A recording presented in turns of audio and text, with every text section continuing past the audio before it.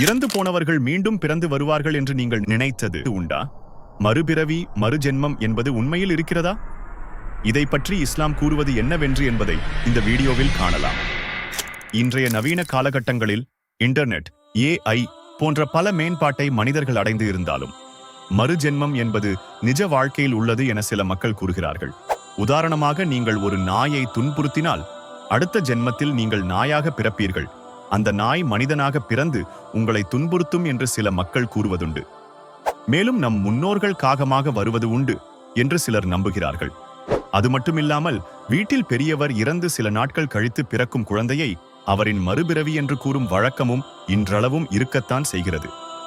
இதில் ஆச்சரியம் என்னவென்றால், இது போன்ற மூட நம்பிக்கைகளை சில முஸ்லிம்களும் நம்புவதுதான். இஸ்லாம் மறுபிறவியை முற்றிலும் மறுக்கவில்லை.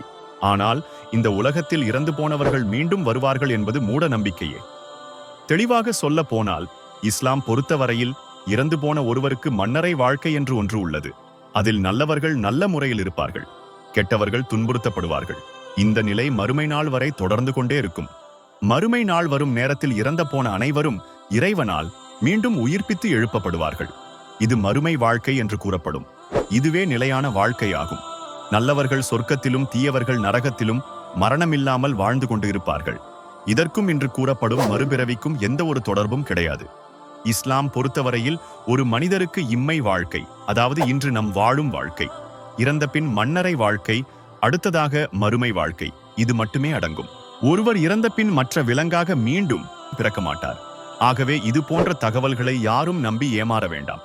நீங்கள் படும் கஷ்டத்திற்கும் முன் ஜென்மத்திற்கும் எந்த ஒரு தொடர்பும் கிடையாது. அது மட்டுமில்லாமல், இது போன்ற தகவல்களை நம்பும் மற்ற நபர்களுக்கும் இந்த வீடியோவை ஷேர் பண்ணி அவர்களுக்கும் விழிப்புணர்வை ஏற்படுத்துங்கள்.